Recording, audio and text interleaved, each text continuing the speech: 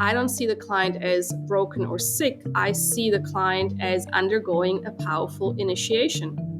And I see them as a powerhouse, and almost the more power you potentially have, the deeper will be the initiation, because all I can do is look at my own story and the many moments where I really thought, okay, I'm just a rotten apple in this lifetime, kind of like drew the bad cards, sorry, and coming through when I had so much stacked against.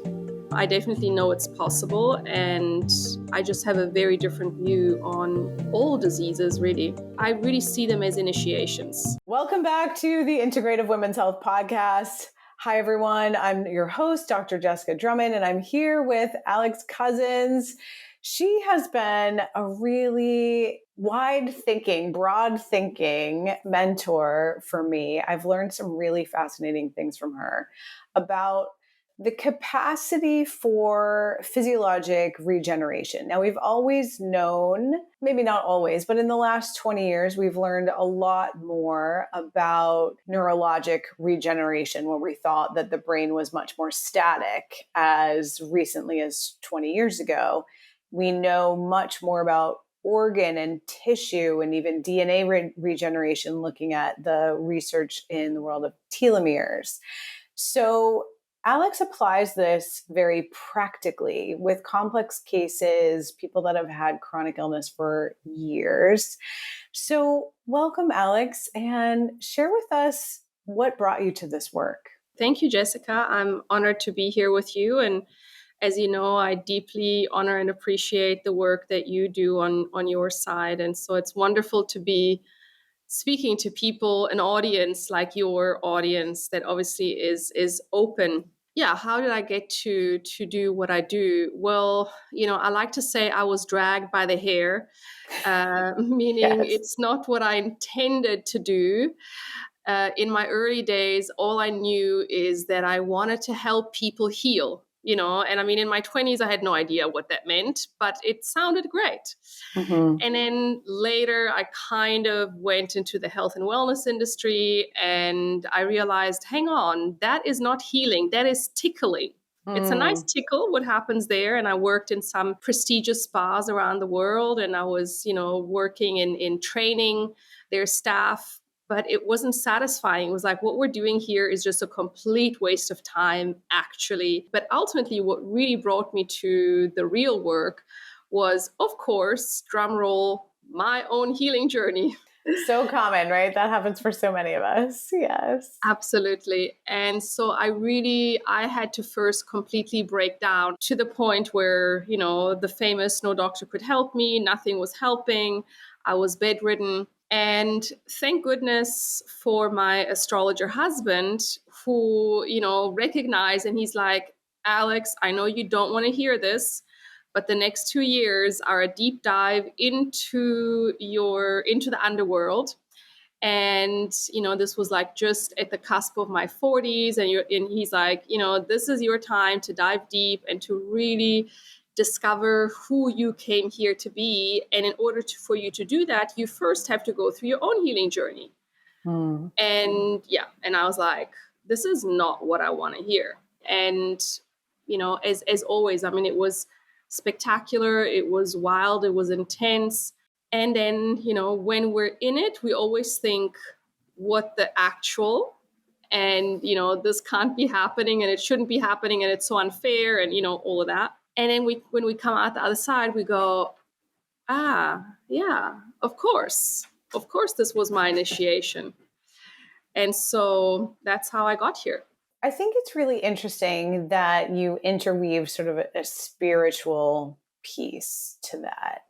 And I think it makes the experience all that more universal. I was reading an article just yesterday about a couple who both have long COVID, which, as we know, is a chronic kind of debilitating disease, and it's wide ranging and it's fatiguing and there's chronic pain, many of the aspects that are a part of lots of chronic illnesses like autoimmune disease and endometriosis and cancer.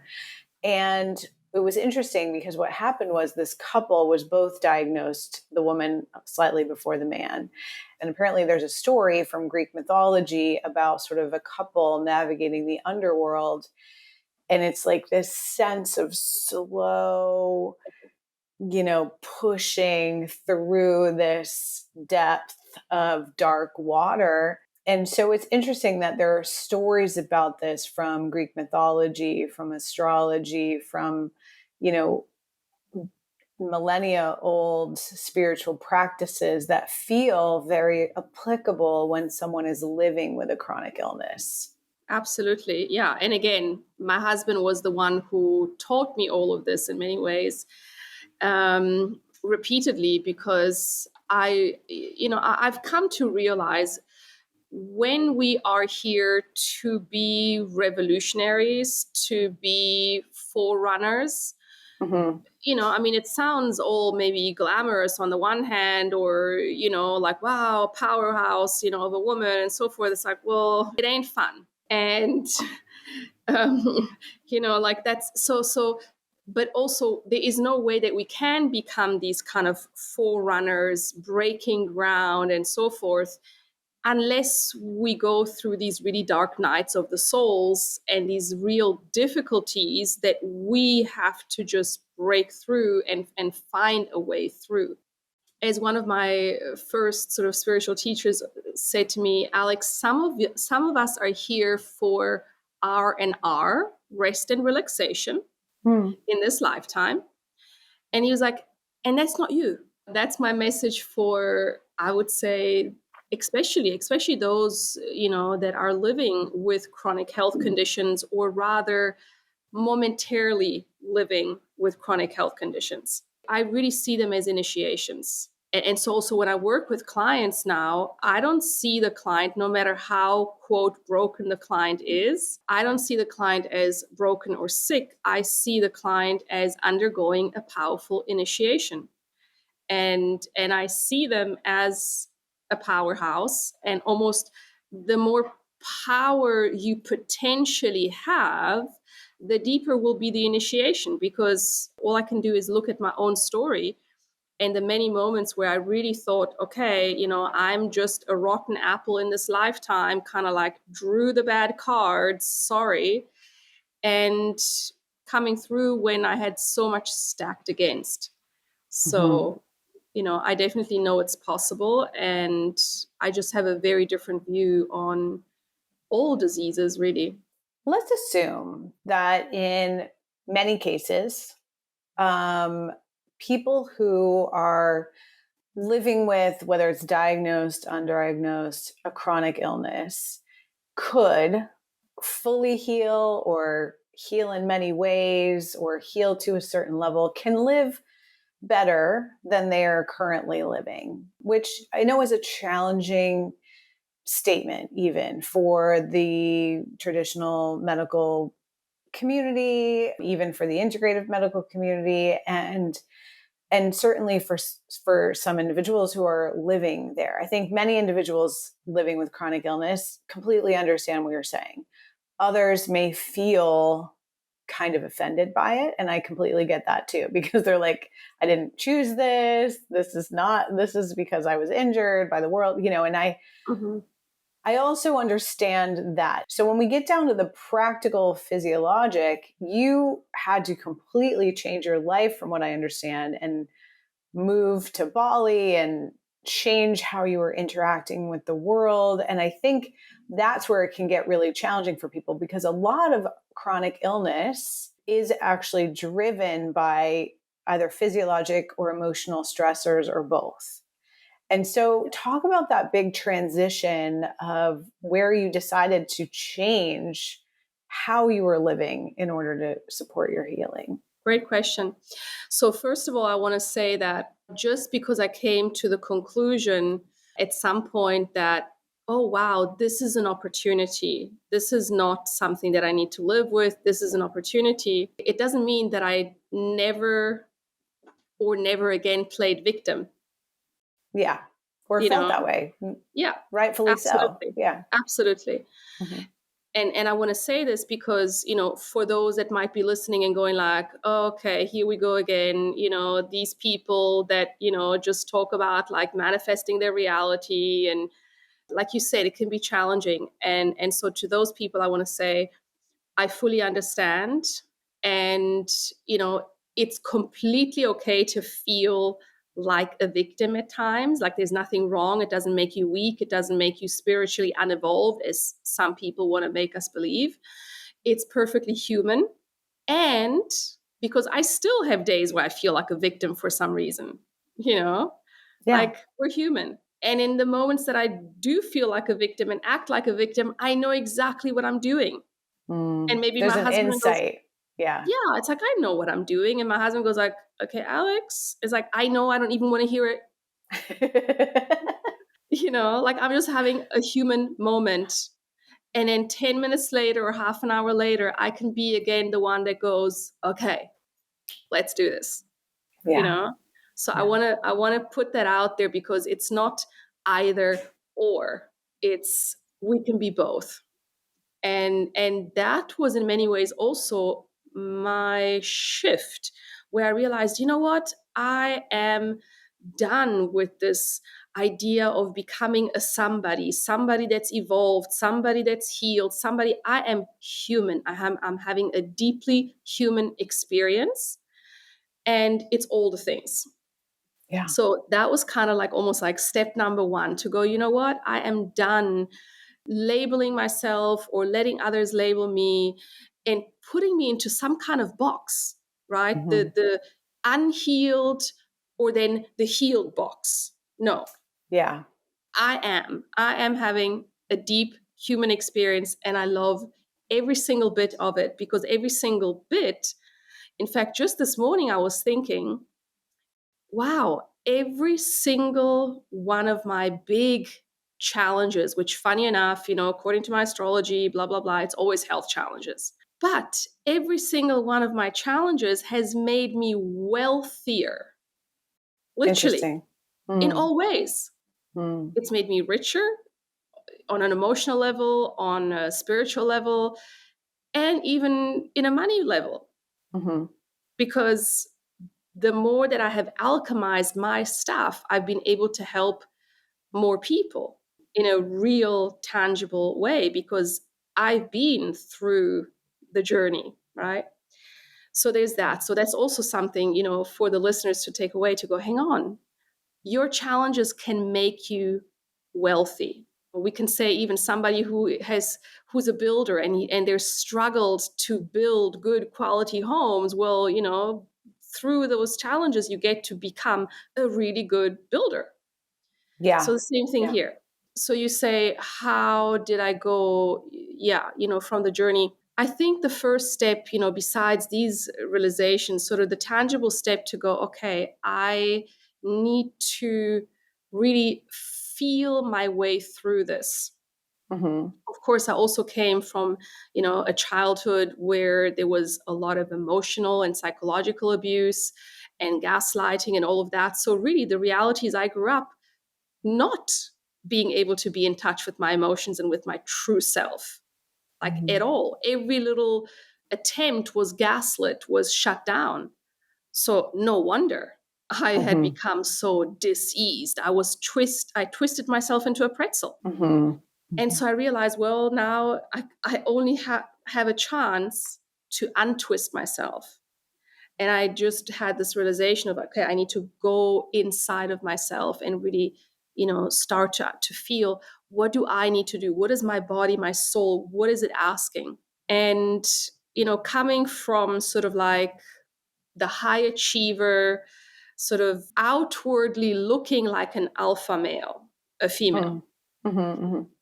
right? Like looking like, the high achieving woman, like, wow, she's got it all together. And oh my gosh, so clever, so this, so that. Well, yeah, from the outside, that's what it looked like. I had to.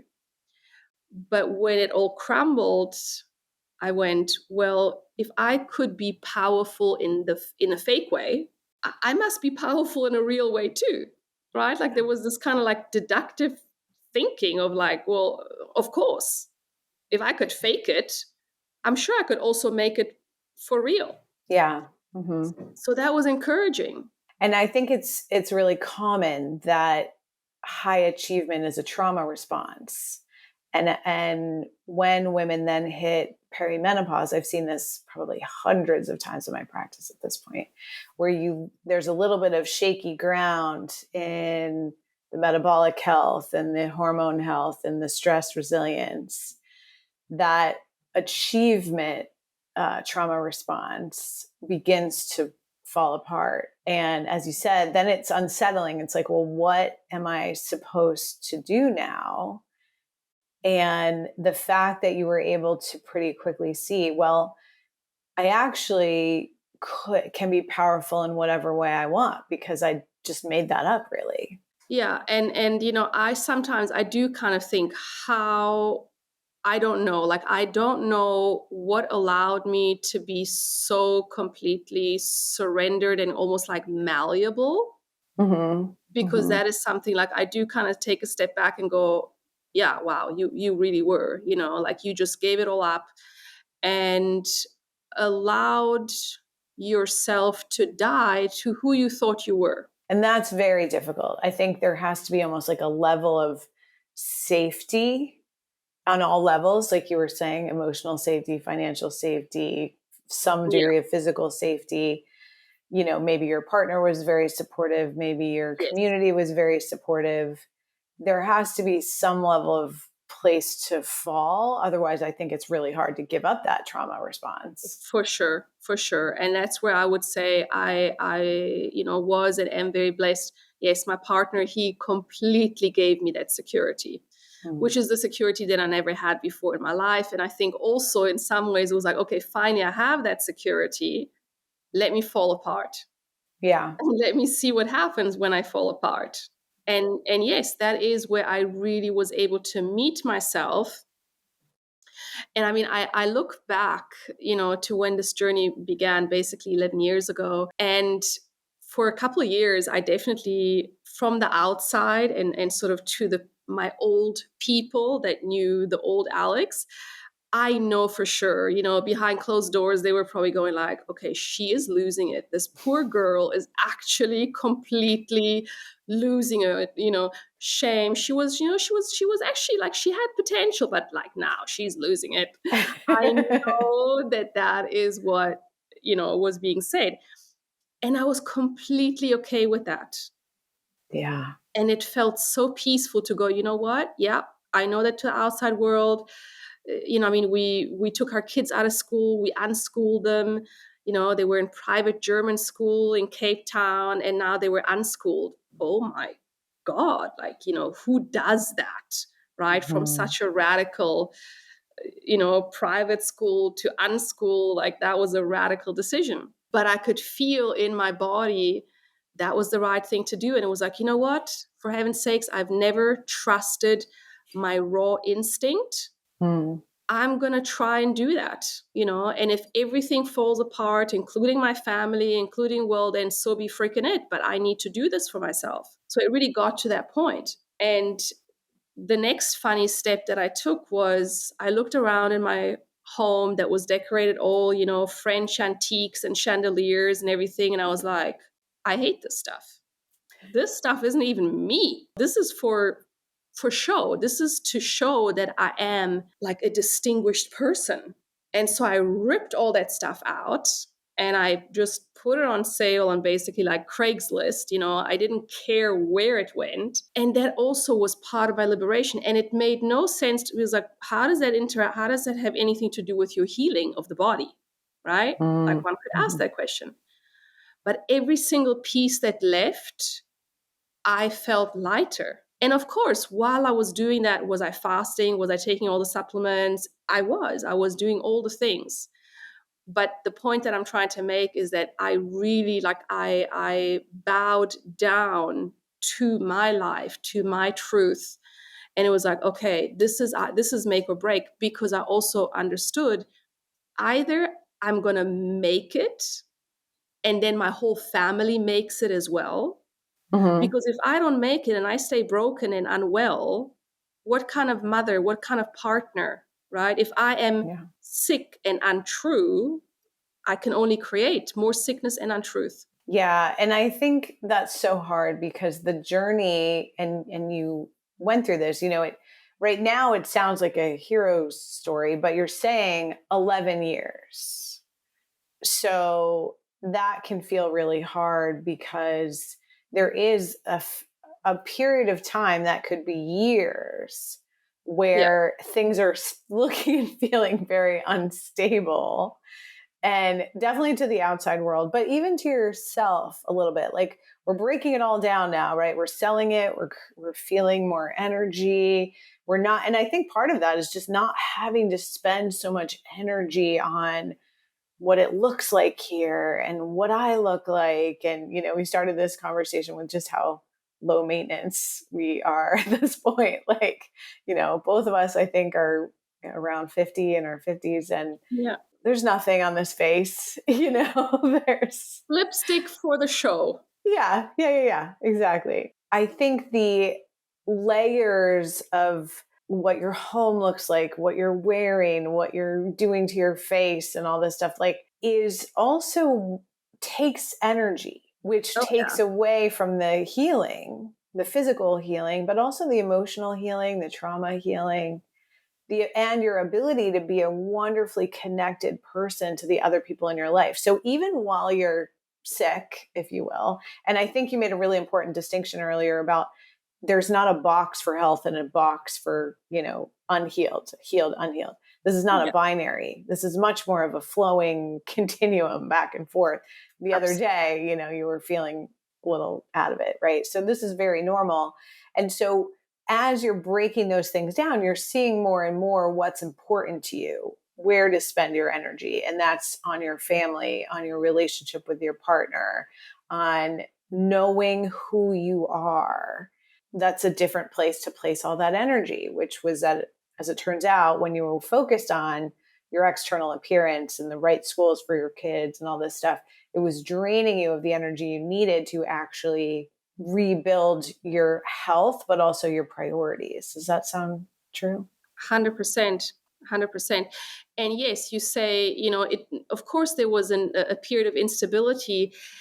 And yet, I must say, the second that I decided, and sort of the moment before the decision, I was suffering from insomnia. So typically between 1 a.m. and 5, 6 a.m., I would be in the bathroom. The kids were all sleeping in our bed at the time. They were still little. So I would spend, my time in the bathroom crying and sort of, just mulling everything over because it all just seemed so desperate. Mm-hmm.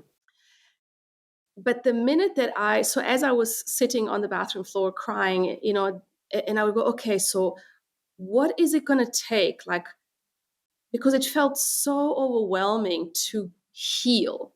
It's like, oh my gosh, because I also realized, like, there is so much, right? I mean, there was so much, and the trauma and the physical, it was like, and I'm 40, my life is basically over. That's what it looked like back then. And so it was kind of like, I mean, where do I find the energy?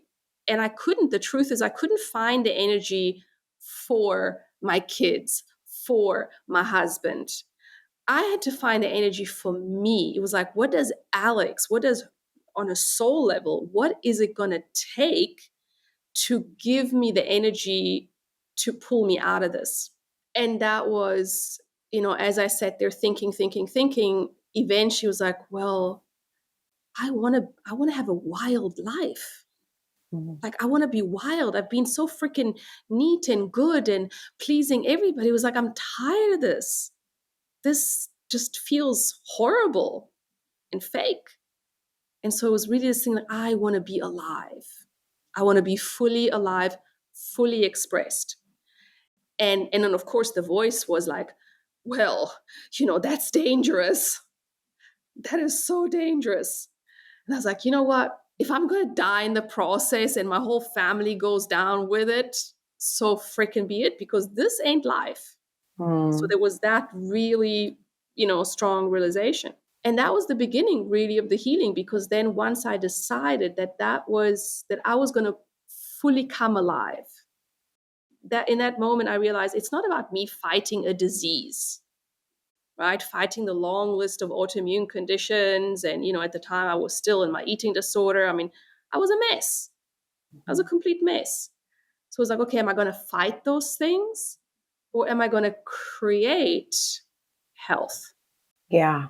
And what I love about this is the first step in health coaching is always, what is the vision?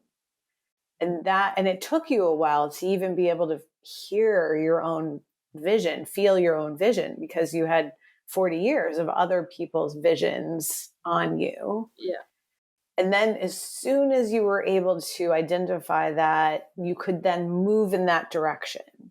So you made that decision, you started moving in that direction. What were some of the most impactful things that you did physically to get yourself moving in that direction? I mean, by then I had never fasted a day in my life. Fasting hadn't even entered my consciousness. To go without food was terrifying at the time. But I heard the call was like, you have to fast. And I dove straight into a 40-day fast. So, not even like dabbling in a few days. I was like, high achiever, right? So like, Yes. gotta, Not gotta go. recommended, by the way. This is not medical advice. So But I was like, that's what I gotta do. And I did. And it was amazing. It was an amazing experience. Sure, yes, it was hard here and there, but ultimately it brought me deeper in touch with myself. Of course, allowed me to clean out my body, begin the process. And it was also very cute because at the time I thought, wow, I'm going to be this hero. I'm going to do a 40-day fast, like that seemed heroic at the time. And in my mind, I genuinely thought, like, well, if I'm going to fast for 40 days and I'm going to do the daily enemas and drink all these herbs, I mean, it was an intense process. If I'm going to be that strong and courageous, surely after 40 days of fasting, I'll be completely fine. There was this mhm. fantasy. And, Yeah. and I'll do it once and I'll never have to do it again. And then in the middle of the fast, I realized, I'm going to be at this for quite a while. There's a lot to clean out, there's a lot to regenerate and so forth. But that was the beginning. And it was a strong beginning to, put me in touch really like on a cellular level deeply with my body. And to also then face, there's 40 years of stagnation that are sitting in the body. Emotional stagnation, physical stagnation, wrongful eating due to emotional connections, and all of that, or emotional disconnection. So that was really the beginning. And then basically I came out of the fast, and for about 5 years I was pretty much 95% raw, and just really completely changed my life. Took my family with, was like, great, this is what we're eating now. Kids were small enough to not complain. Yeah. Yeah. It's hard to take the whole family along at certain different ages, but yeah. So for you, fasting, raw foods, kind of like nourishing herbs, there's a lot of like greens powders in the sense of herbal powders, vegetable powders, greens, raw food eating. Where your body felt led, or was where you just tested first and it worked for you? Was there some reason that you chose that direction? Well, yeah, it just resonated with me.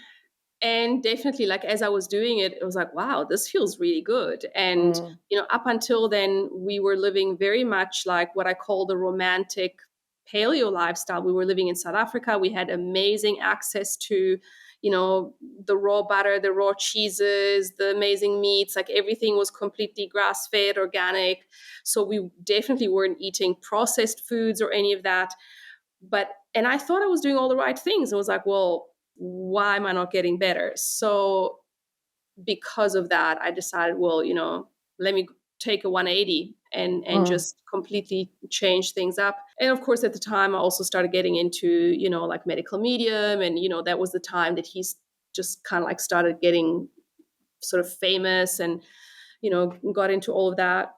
Yeah. And I mean, I'm not anymore living that lifestyle. And it's not even because, oh my gosh, actually I saw the light that didn't work. It was just, there was a transition. And even that, the teaching, and as you know so well from the academy, is at any given point in time, we need to listen to our body, and we need to be able, the most important thing on the journey, I find, is don't fall into dogma. Yes, absolutely. Yeah, so absolutely. I think what you're saying is that you were living in a way that looked good on paper, Yeah. and yet there was a intuition that you needed to go in another direction. And I think that's what's so interesting about the dogma and even the research around nutrition, is because there isn't really, I don't think we're ever going to find that, like, for X group of people with X disease or whatever, this is the diet, because it's actually not really about the disease.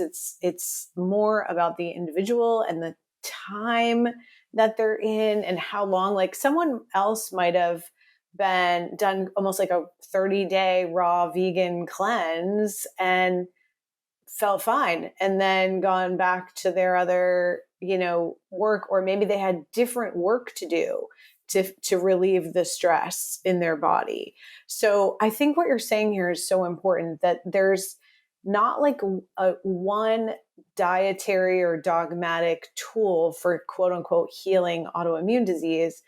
There is a range of healthy, nourishing options, and it's so variable which one will be a part, and it's never the whole thing, which one will be a part of that healing journey. So you were, for a few years, doing a lot of fasting, raw vegan eating, and you felt like that was really key for kind of releasing stagnation, all the things, all the autophagy that Yeah. happens, the literal cellular cleanup. And then as you shifted out of that, what did you find that your body needed next?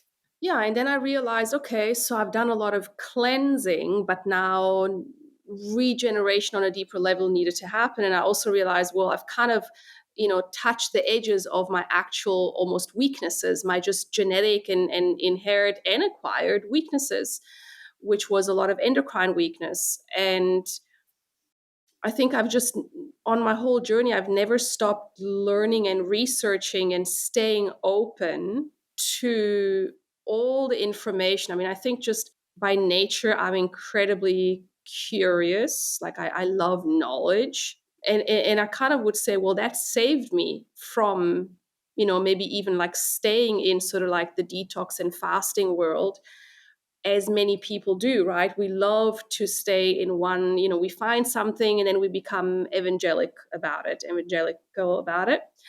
And for me, it's like, I'm more interested in the interconnectedness of all things, and how, the right thing will have its rightful place in the right moment. And so as I began to really understand the endocrine system, and I guess I have to sort of also point out that because I was doing such extensive fasting, so in about 2.5 years, I did 7 rounds of between 40 and 53 days of fasting.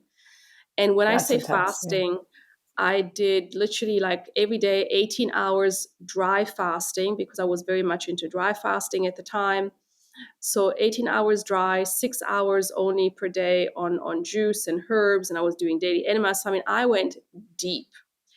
And especially towards, I don't know, the end, the middle, whatever, hard to remember now. But I would spend a lot of time just sitting in nature and literally for hours at a time observing nature.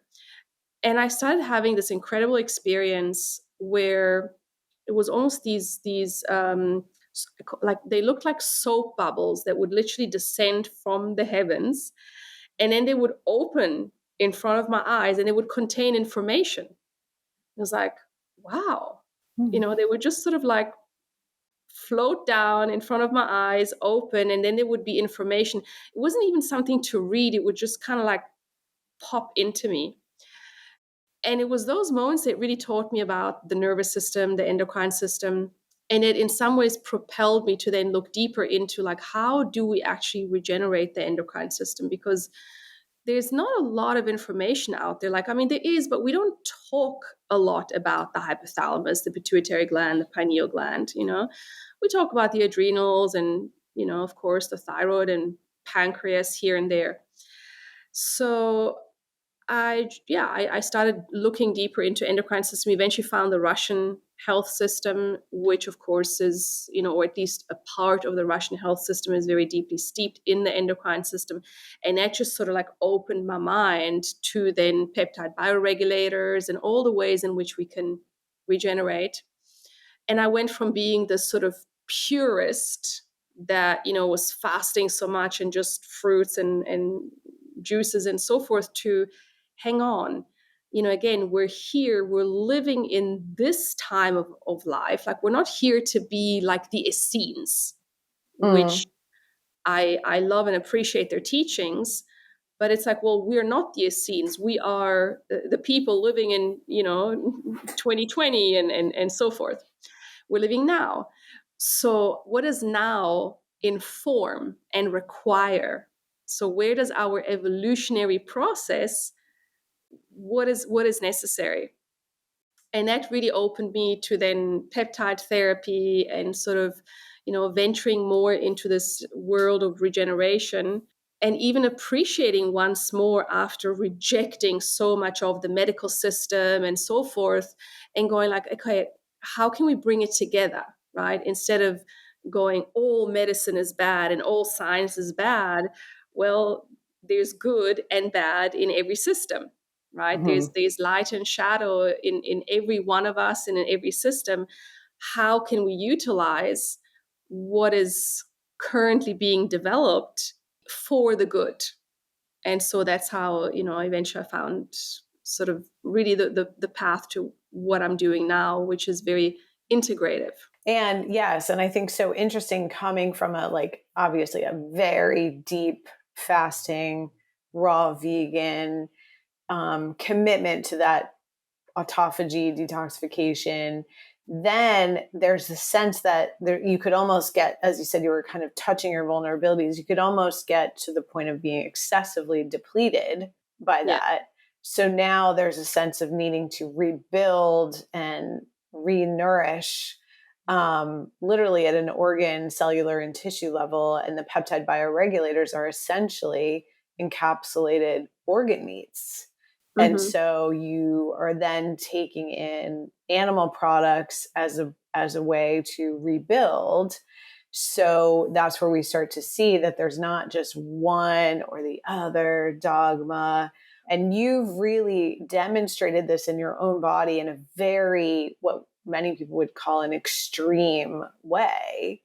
But it shows us, I think, the flexibility and the potential pliability that we have and how some of these things work together. Yeah. So, you know, as a normal woman navigating perimenopause, essentially her entire 40s, trying to strip down the, you know, the overlying expectations, traumas, your trauma response, where you were living with your family, and then stripping that all away, but then realizing, okay, that actually could go too far.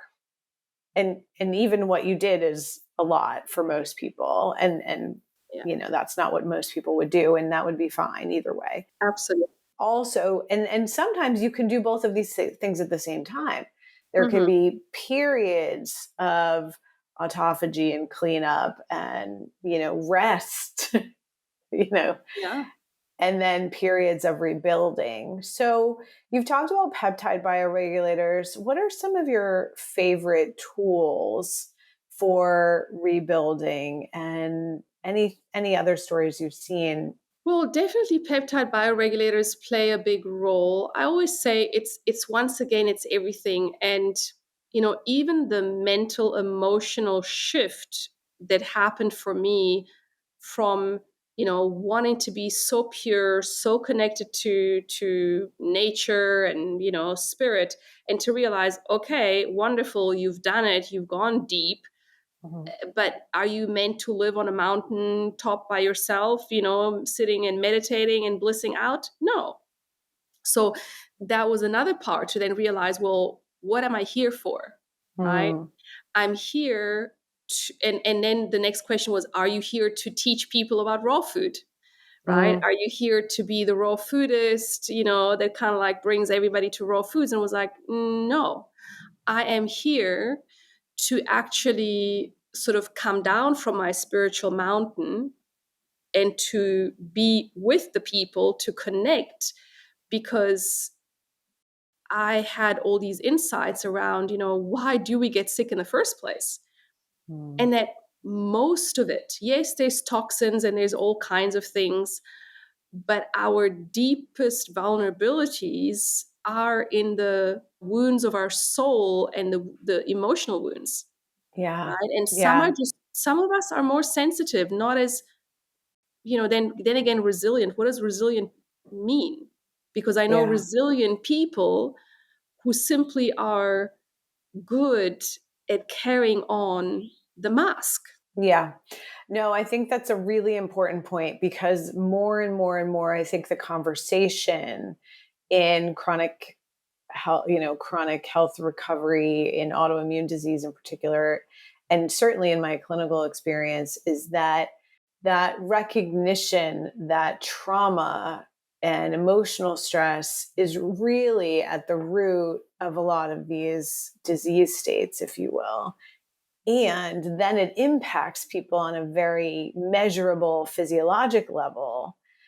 And so I think that's so valuable because you're realizing that you can look very resilient, but for a lot of people what that just means is that they're continuing to power through.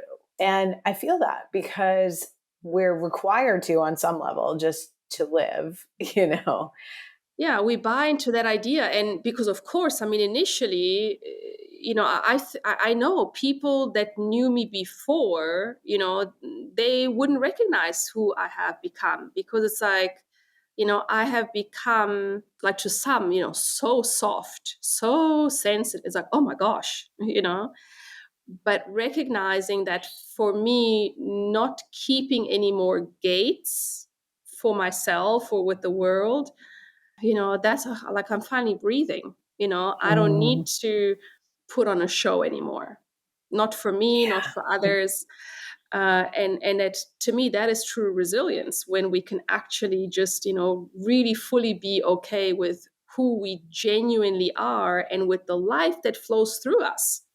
Yeah. Yeah. I think that's a very powerful thing. I think I'd like to sort of leave with that because what I would love people to think about, especially if you're in a woman in this transitional midlife phase, what got there's my dad's an executive coach, and at one point he was reading this book, and the title was something like "What Got You Here Won't Get You There," and it has nothing to do with this that book, so you don't have to go read it. But that statement is exactly what you're saying. You got to a certain level and you found it wasn't serving you. And what most people would do would be like, oh, shoot, how do I keep preserving this and prop myself up, you know? And instead, what you allowed yourself to do was get really messy, be willing to have everyone's opinions, whatever that was going to be. And that I think is a very powerful thing and really difficult. And I think people do it on different levels. They don't have to maybe go all the way. But I also think the more they do, the healthier, we talked about this health and unhealth being a continuum. The more you do, also the easier it gets. Because there was a little point I wanted to circle back to. You said, in raw foodists, there's this evangelicalism, and paleo, there can be this evangelicalism, any nutrition dogma, any life dogma. And the problem with that, even the disease name, like if you connect with whatever the disease is, and then you're in that world, like I'm a person who has blah, blah, blah. there's an evangelicalness to all of those things. And the benefit of it, at least initially, is community. Mm-hmm. But that community can also be a trap, is something I've seen. So unless you're willing to transition to a more flexible community, the community itself could actually keep you stuck. Does that make sense? 100%. 100%. It's just like when we moved to Bali, and I thought, okay, I've done my healing work, and now I'm ready to live this dream life and to be in community with all these amazing spiritual people. And then I got here and it was like, oh, the spiritual community isn't really what I thought it was going to be. There's a lot of, again, smoke and mirrors. And, I mean, the reality is, I would say most people, the hardest thing to do and to be is to just be yourself in Yeah. every moment, because we all, right, in the spiritual community, we want to be so spiritually evolved, we want to be so perfect and so non-judgmental and not basically non-human. Right. And Yeah. And then there's the other community of the perfect German private school. And the thing is like, all of these places are filled with humans. And so if you're willing to just relax and do whatever your own body and your own family and your own intuition is calling for, and allowing that to change. And sometimes it's rest, and sometimes it's nourishment, and sometimes it's detox, and sometimes it's play, and sometimes it's work. I think that's a really powerful message, because we try to identify so strongly with whatever community or passion or whatever disease, that any of these things can actually keep us stuck and are almost never what we think they're going to be. absolutely, the fantasy is always better than the reality. And Yes. yet, I would say the biggest sort of life lesson for me in the last few years is, can you love what's real? Mhm. and, Yeah. and that it's going to change all the time, because ultimately, right, as much as we all want to have this like easy cruisy life that looks like Instagram pictures and so forth, the reality is most of us are here for deep soul lessons. And then, yes, we happen to have a body because we need to have a body to be able to be in this dimension and so forth, but it's like we're here to learn some deep soul lessons. And at the end of the day, do we learn deep soul lessons just by kind of like cruising and shopping and dining? No, we don't. I wish, but we don't. So we learn the deep stuff, the deep significant stuff, through being under pressure, through being sometimes under incredible pressure where we think we're going to burst into a million pieces and just disappear. Those are the moments, by coming through those moments, that we grow and we grasp for us, because it's all only just ever our experience. What is life? What is life in a body for me, for Yeah. this soul? And that's all I know. Yeah. Yeah. You know? Yeah. I love that. Well, thank you so much for being here, for sharing your story, for sharing that really important perspective. Thank And you. where can people find you if they want to learn more about you and your work? Instagram, Alexandra Cousins. That's probably the easiest way, or enlight.life website. But yeah, find me on Instagram. And yeah, I feel, my vision sort of for the future is to grow a community of people where we can be much more real than what is happening currently, because I'm not satisfied with what's currently happening. We simply need more people where we can be real, communities where we can be real.